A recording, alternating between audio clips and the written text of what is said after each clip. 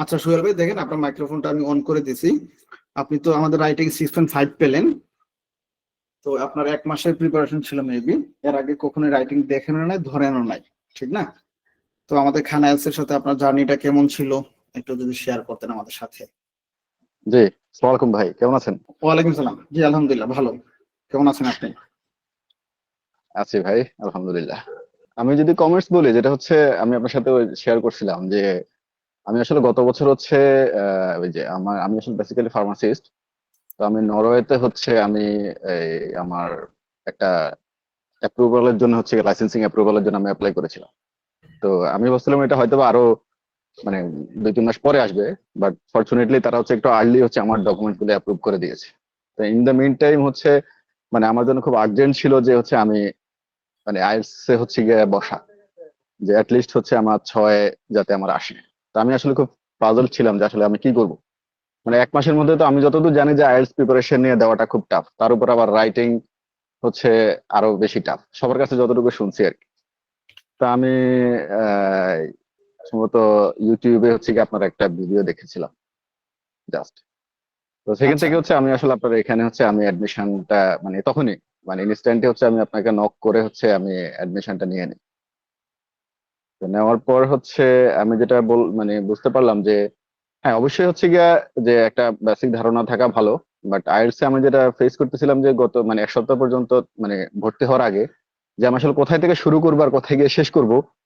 হ্যাঁ মানে এই জিনিসটা হচ্ছে কি আমি আসলে খুঁজে পাচ্ছিলাম যে আমি চাচ্ছিলাম যে একটা নির্দিষ্ট ফরম্যাট যদি হচ্ছে আমি কোথাও পাই, মানে ওইটা ধরে অ্যাটলিস্ট হচ্ছে আমি শর্ট টাইমের মধ্যে হচ্ছে কি আমি কিছু একটা মানে লিখে আসতে পারবো।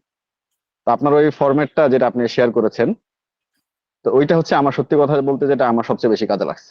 মানে একটা স্পেসিফিক একটা হচ্ছে স্ট্রাকচার হচ্ছে গিয়ে প্রথম মুখস্থ করা, যেটা আপনি হচ্ছে সাজেশন করেছেন, সেটা ধরেই হচ্ছে মানে নেক্সট যতগুলো হচ্ছে আপনার টাইপস আছে প্রত্যেকটাতে অ্যাপ্লাই করা। একেবারে যে সব জায়গাতে সেমটা লিখি, অনেকে মনে করে না, মানে সব হ্যাঁ, জায়গাতে, বুঝছেন না? হ্যাঁ সেটাই, হ্যাঁ সেটাই। তো আমি হচ্ছে আপনার ওই ক্লাসগুলো দেখেছি করছি যে বিশেষ করে রাইটিং টাস্ক 2টা আমি ফুলটা শেষ করতে পারছি, কিন্তু 1টা আসলে আমি সময় পাই না সত্যি কথা যেটা। আমাকে মানে এক্সাম আমি নিয়েছি তো আগেই। তো রেকর্ডেড ক্লাসগুলো হচ্ছে আপনি আমাকে দিয়ে দিয়েছিলেন আমি রিকোয়েস্ট করার পরে। হ্যাঁ তো হ্যাঁ। ওই রেকর্ডেড ক্লাস 1-এর রেকর্ডেড ক্লাস আর 2-এর হচ্ছে আপনার ক্লাসগুলো মানে জাস্ট আমি ক্লাসগুলোই করছি। কারণ যেহেতু আসলে চাকরি করে ফুল একটা মানে আমি বিশেষ সত্যি কথা বলতে যেটা আমি মানে আমি কোথাও মানে একটা ফুল লেখার অবশ্যই সময় পাই না। আপনার ফরম্যাটটা ধরে নিজে বেসিক থেকে আমি পরীক্ষা অ্যাটেন্ড করছি। তো আলহামদুলিল্লাহ আমি বলতে পারি যে ওই ফরম্যাটটা হচ্ছে আমরা যেরকম হচ্ছে কি রাইটিং টাস্ক 2-তে 40 মিনিট হচ্ছে গিয়ে লাগে যতটুকু আমরা হচ্ছে জানি প্রিপারেশন নেই 1-এর জন্য 1, আমি আসলে দুইটা মিলে হচ্ছে কি আমার 45 মিনিটের মধ্যে শেষ হয়ে গেছে। ওয়াও, বলেন কি, এত স্পিডে লেখছেন? হ্যাঁ, হ্যাঁ। আর আমি রাইটিং টাস্ক 2টা যখন শুরু করছি আমার মানে 25 মিনিটের মধ্যে হচ্ছে আমার রাইটিং টাস্ক 2টা শেষ, সত্যি কথা যেটা। হ্যাঁ, কারণ এবং আমি মুখস্থ লিখছেন শেষ কিছু, ঠিক না? মুখস্থ লিখছেন, মানে এর চেয়ে আমি থাকে স্ট্রাকচারটা না। আমি ঠিক রেখেছি, বাট বেসিকটা হচ্ছে ওইখানে যে টপিকসটা আছে সেটার সাথে মিলিয়ে হচ্ছে গিয়ে আমি আমার মতো করে আমি ল্যাঙ্গুয়েজটাকে আমি সাজিয়েছি। হ্যাঁ হ্যাঁ হ্যাঁ হ্যাঁ। আর তারপর রাইটিং টাস্কটা 1টা দিয়েছি আমার 45 মিনিটে শেষ। শেষ 15 মিনিট হচ্ছে আমি আসলে কাউন্টিং করছিলাম যে আমি আসলে কতগুলো ওয়ার্ড লিখছি।